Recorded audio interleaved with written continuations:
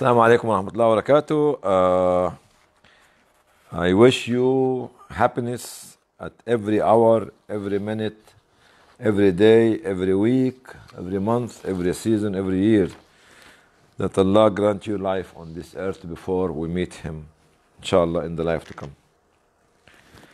I was in Azerbaijan last week, if you have been following the visit there, but I will talk about Azerbaijan another time, maybe in a week or two, when I come back from my journey next week, inshallah. Today we are going to talk about the poor people are not Ramadan events or seasonal emergency. Why I have chosen this title? Because this was an idea given to me by the gentleman here. His name Murad Abu Shawish from Gaza, from Al Riyadh charity organization in Gaza. This is him. He's the project manager of, or the program manager of Al Riyadh charity organization in Gaza, Palestine. This was his statement to me.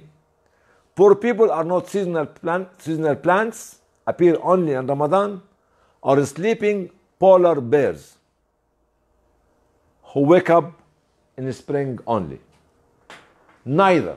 And I thank Murad Abu Shawish for inspiring me and letting me and my colleague to be able to deliver his vision about the poor people.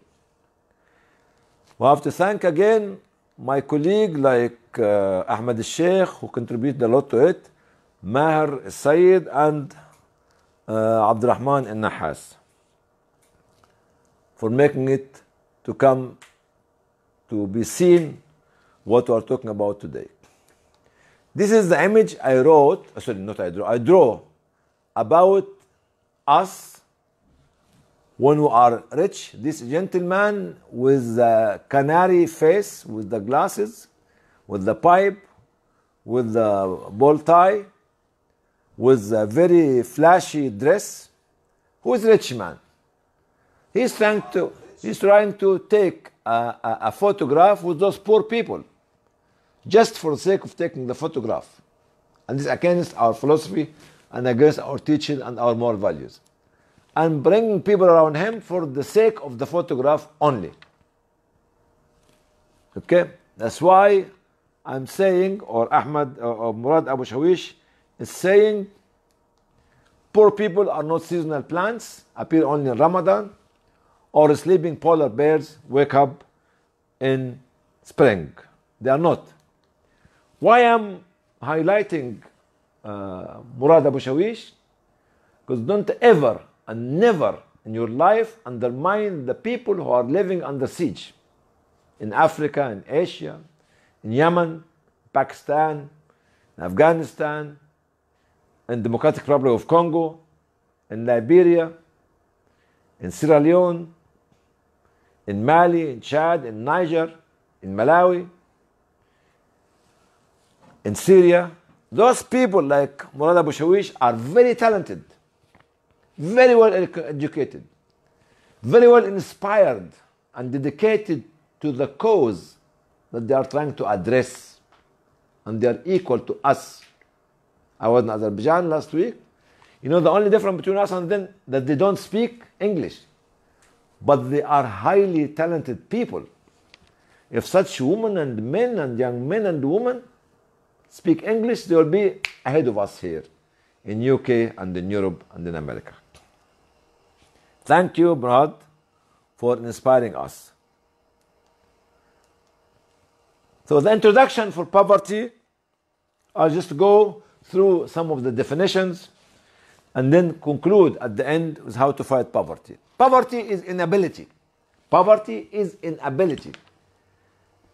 If Allah give us the health, if Allah give us the mind, the sound mind, and give us everything, we should not be disabled by poverty, and we should not become poor. Government is poverty is our inability to secure the basic needs, because we are become difficult to think, difficult to reflect, difficult to develop. Poverty is an ability to secure the basic needs of life for life. No one will know how such suffering, apart from those who are suffering from it.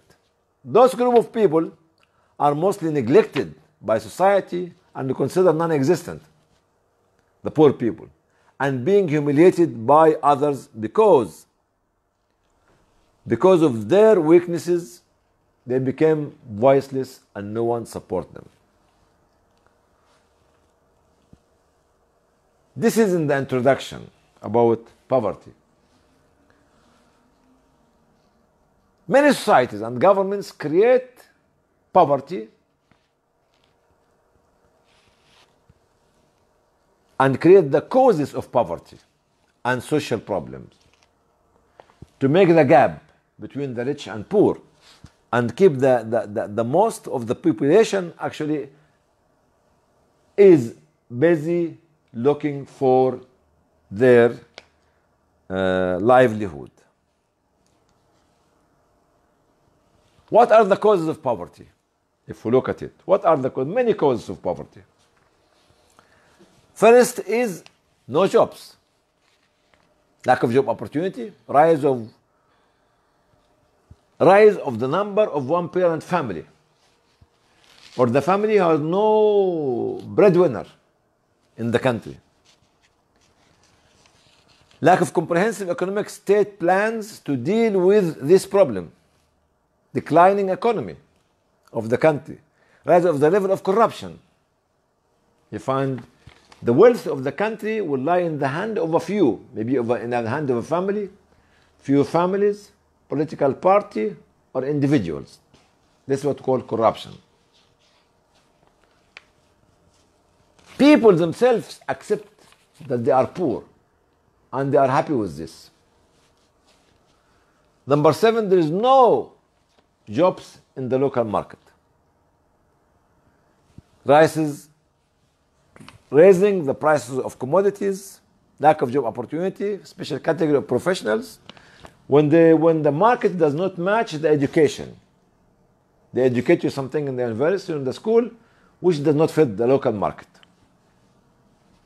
Poor governance and poor government support to social services, education, health, transport, and social welfare, and this will force the breadwinner in the family to spend his or her income on these social services. Is a very interesting point mentioned by Maher al-Said, who want to be like Mustafa al-Aqad. He said, the rise of thinking poor philosophy. What do you mean thinking poor philosophy? I'm thinking I'm poor. That's it, finished. Don't tell me. How? First of all, those people who think poor, that they are poor, believe that saving is better than increasing your income. I'm happy with what I have, but let me do saving every month. But with the inflation, your saving will be decreasing in value and quality. Happy to have a job and fixed income. That's it. Don't want to make any change. Happy to maintain their bureaucratic lifestyle. We don't want to change. Do everything according to a certain routine. Don't want to make any risk. Take any risk. Believe that it's impossible to change my social life, social condition. It's impossible. Nothing in this life called impossible. Impossible is what we think that's impossible. And don't want to take any risk. Those people who think poor, they are the thinking poor philosophy. What was said about poverty by scholars and renowned individuals such as Gandhi? What Gandhi said poverty is the worst case of violence. Everybody knows Gandhi. And Mother Teresa said the worst case of poverty is when you feel lonely and no one is willing to be friendly with you. Plato, which we call it Aflatun in Arabic, he said, the societies that have no poor or no rich enjoying the most noble principles in life. Because everyone will be equal. And Marcus Aurelius said poverty is the mother of crime. And Aktham bin Safi التميمي said inability is the key of poverty. Inability. And if you believe that you are unable to make that change, you become poor. If you believe that you are unable to take a risk, that you become poor. Perthlot, Prescott said poverty makes you sad, but at the same time make you wise. Sayyidina Ali, may Allah be pleased with him, he said chastity is the adornment of poverty, while thankfulness is the adornment of richness. Very wise people, all of them, Muslims and non-Muslims. This is how I responded to Murad Abu Shawish in my own writing, saying poor people are not a flower that we enjoy its fragrance, then throw it in the garbage. Are not a flower to decorate our outfits with. Are not a delicious and tasty meal. Not an amusing, strange, fictional story to please the audience. Not adventure of Sinbad adventures or the 1,000 nights stories. Are not one of the 7 wonders of this world. Poor people are not those. Poor people are not a dress to wear, hairstyle we have, fragrance to spray, or new look to show to others. They are not songs or poems we sing and recite in fundraising events. They are not numbers. They are not initiatives or opportunity to elevate our social status in our society. They are not a business to measure by loss and gain. They are not commodities to sell and buy and make profits. To do what? To sustain the stability and sustainability of our organization. They are not a momentary emotional reaction that we forget when leaving the room. Soon we leave the room and forget about it. They're not strangers, marginalized, and forgotten people. When mentioned to us, we'll show our sympathies. But when we leave them, we'll forget about them. They're not beggars, beneficiaries, or breathless people who follow us for our help and mercy. No way. They're not the weak, the ignorant, the low-ranked, the homeless, the lawless, the bad-mannered, who having no values for life, faithless, and outlawed. They are not. They are not. They are not. They're not stupid, idiots, senseless, crazy, out of mind, who lost their integrity and credibility. They are not. They're not criminals, suspects, accused, and always followed for any wrongdoing we did. They are not heavy burden on the societies, on the government, and on our budget. They are not source of radicalism, extremism, terrorism, or threats for our crimes, or the theaters for our crimes. They're not cancer, disease, germs, virus, problem, sickness, disaster, or health that prevent society from development. They are not. You know why? Because Prophet ﷺ said, Prophet Muhammad ﷺ said, الفقراء هو أول ما يدخل الجنة. Poor people are the first to enter heaven. This is the fadl al-fuqara. This is the bounty of the poor on us. This is mentioned in Imam Ahmad book. He said also, sallallahu alaihi wasallam, the poor people will enter heaven 500 years before the rich ones. Imam Tirmidhi as well. He said, Imam al-Bukhari, Prophet said, Al-Fuqara akthar ahl Jannah. The poor people are most of people who make the population of heaven. And Prophet said, the majority of the people who followed prophets and messengers are the poor ones. If we mentioned Sumayya, radiallahu anha, Khabbab, radiallahu anhu, Ammar, Yasir, radiallahu anhum, Bilal, radiallahu anhu, Abdullah ibn Mas'ud, radiallahu anhu, and others, they were the poor people who stood like a rock behind and for Islam. Behind the Prophet and for Islam from day one. So don't ever think what I said about the poor people and how people are thinking about them. In my view, who are they then? They are our partners in society. We build it. They are souls, bodies, feeling, emotions, and dreams. Human being, the son of Adam and the daughters of Adam. They are hopes. They have hopes, vision, experience, and initiatives. They have culture. They have history. They have faith. They have value. They have ideas. They have energies. They have innovation. They are pioneering. They have theories and they can make theories. They have energies, innovation. They have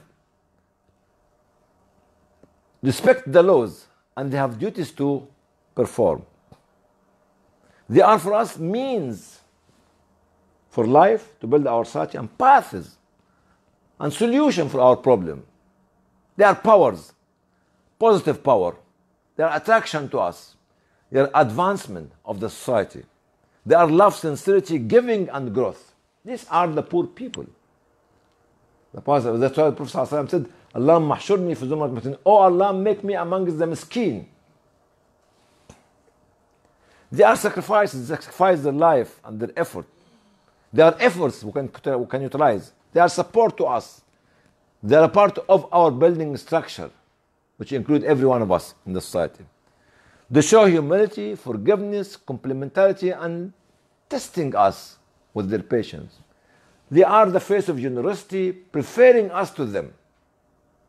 Ithar, open-handedness, and ease when they make a dua for us. They are our wish, pride, glory, and hotness. They are arts, because some of them are very professional. Arts, drama, history, and noble ones. They are gaining, they are our honor, they are our nobility, they are our process of decision making. Value, aim, inner self, and happiness. All this will let us to relate ourselves to the poor people. And this is actually the definition. Who are they? They are our kinship. They need us to us. They are our mercy. They are our praising. They are undoubted. They are our determination, struggling, and protection. Cognition, presence, relationship, and grace. Have to be very honored to relate ourselves to them. They are our origins and treasure, our bounty and existence as well. They are our fame, justice. They are an elevated lofty tower in heaven. Prevention, protection, prevent sickness to us, protect us, and they are if we help them, who are walking on the prophets and messengers' way to heaven. They are compassion, mercy, and distance from heaven. They are mean, aim, objective, and purification. They are land and plantation, and harvest for whom? For pious people. You have to understand the metaphor of the Arabic language to follow me. And this is a challenge. Arabic language is the richest ever on earth. Richest ever on earth. And I'm transferring from Arabic to English. They are industry. They are workers. They are the factory of the honest people. They are elevating us. They are eminence. And the augustness to the magnificent ones. Development, growth, fruition of the intellectuals. They are. All these are the poor people. All of them. They are information, science, knowledge, scholars and encyclopedias. They are need, value, distant destiny, of the brilliant people. They are travelers, wanderers, and the desert ships. They are reassurance, jealousy, and secret behind satisfying others. They are base and pinnacle, and the shelter for dignitaries. Their glories, civilization, heritage of martyred. Their preachment, admonition, and the talk of intimate friends. Those are the poor people. Those are the poor people, no doubt. Never ever try to humiliate them or try to look down at them. How to fight poverty? Respect the poor people, value their work, and make them partner to you. Training, capacity building, empowerment of the poor people to discover their talents and the future leaders amongst them. Involving them in project discussion, planning, designing, implementation, review, evaluation, and ownership of the project itself. Representing them, themselves, not us, in regional and global meetings, and advocating for their problem.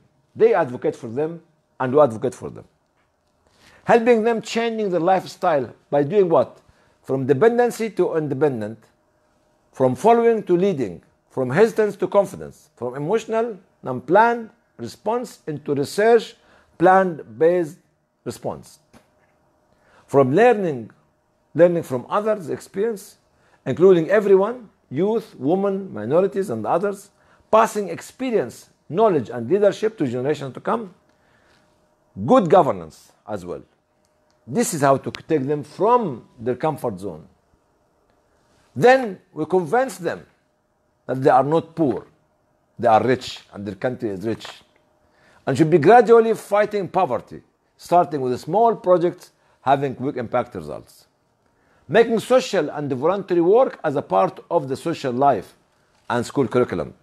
Focus on community and the country protection, not the fragmentation behind different ideologies, culture, history, religious differences. Not to be dependent on foreign aid. Definitely be careful with what we call World Bank and International Monetary Fund, IMF. Prioritizing capacity building programs, advocacy, research and development, and giving equal footage to charitable activities and emergency relief response. Not making religion, ideology, culture, language, and history divisive tools. This is how we start fighting poverty, by respecting the poor and making them partners, and building their capacity, empowering them, and making them to own the project from A to Z. Proposed solution for poverty problems. Solution. First of all, having economic reform policy in the country, designing educational program according to the local market needs, encouraging citizens to improve their social lifestyle standard, monitoring local markets, commodity prices, investing in social welfare program, particularly for the most needy, displaced, elderly, and others, utilizing national and natural resources, including human resources, benefiting from others' experience, raising consumer awareness to protect local economy, investing in education, vocational training, skills training, local small businesses, building stronger civil society sector organization. And this is how we make a program. I'm just mentioning it very quickly, but if any one of you would like to have the presentation, we can send it to them by email. Let us give us some examples. Because you might be saying, okay, this is only the time of the Prophet ﷺ and the Khulafa and the others, and nowadays everybody is depressed, there is no money, there is no hope, you are actually disenfranchised. No. There's some organization working hard. I only mentioned a few. But this figure do not represent total number of projects implemented by this organization. Those are the organizations who responded swiftly to me when I asked them to give me some of the projects that they have been doing to elevate the level of the poor people and take them out of poverty. First one was Qatar Charity in 2017. They implemented 125 projects to benefit 18,000 families, 18,000 needs, which he took about nearly 3,500 families. Penny Appeal UK, Qatar Charity in Qatar, Penny Appeal in UK, 2017, they helped in this support scheme to empower the families. 1,815 families benefited from the project in Nigeria, Uganda, Sri Lanka, Palestine, and Rohingya. This is Penny Appeal, Wakefield, UK. Ummah Welfare Trust, UK as well. They supported 1,898 families in 2016 and 2017. So if you calculate this just like random, you find that we have 3,600, 5,400, another, talk about nearly 8,000 families only from 3 organizations, and this is not the full. Those people are fighting poverty, so we should actually respect them. Okay? More organization in Kuwait, direct aid, which is the good old days used to call it Africa Muslim Agency, implemented in 2017 2,690 development projects in 29 countries to benefit 173,536 individuals. This is developmental project. And they implemented also what we call it Qarza Hasana or Sadaqa Jariyah, 8,990 projects, loans, in 3 African countries, Sudan, Mauritania, and Tunisia. East Africa, and North Africa, and West Africa. This is direct aid in Kuwait. Another Kuwaiti organization called the International Islamic Charitable Organization from Kuwait, IICO, Sadaqa Jariyah and revolving projects. They started with a capital fund of $7.15 million. In 10 years, this fund was revolving to go from a family to a family, actually revolving fund. And the value of revolving fund went up from $7.15 million into $47 million. Because from the repayment, they can give the loan to other family as well. With a percentage of 657%. 7 million become 47 million. Money goes around. In partnership with 362 organizations in 32 countries to make 39,000 small local projects to benefit up to 240,000 people in 10 years. So these 5 organizations are a good example for us. Not only them, plenty more. Plenty more. If we go back, we find that we'll be able to fight poverty. We'll be able to end poverty. We'll be able to make poverty history. It was a campaign we were doing here in UK 20 years ago. Make poverty history. First of all, what we need to do to understand that each individual, each human being is very resourceful, is very rich in what the Creator has given him or her. So we have to discover their potential, we have to motivate them, we have to build their capacity, we have to let them to be confident in themselves, we have to let them to be able and confident to make the change and take the risk and make poverty history. No country on earth is poor. Whoever tells you that is a liar. No country on earth is poor. Look at the resources of your own country. Look at the wealth of the knowledge that your citizen in your country is having. I was in Azerbaijan, as I said last week, and I discovered high talented young people, male and female, and leading woman was extremely talented woman. You know what was the only problem they have? They do not speak English. They do not speak French. They do not speak German. That's why nobody knows about them. Could those people be able to speak English, they'll be far more better than many in UK and the many in Europe and the many in the Middle East and Africa and many in America. Because they have the talent, the ability, the determination, the integrity, and the credibility. But because we don't know the language, we don't look for them, and we look pity at them. Should speak the language. The least amongst them speak 3 languages: Turkish, Azari, and Russian. How many people who speak English can speak 3 languages? So discover the talent of the people, especially the poor people. You find that they're very rich. Encourage them to build their society and make them partners and follow the footsteps of the Prophet ﷺ, who himself wanted to be amongst the miskeen. And this was his choice, as I said in the hadith of the Prophet ﷺ. Jazakumullah khairan. Assalamu alaikum wa rahmatullahi. See you again next week or the week after.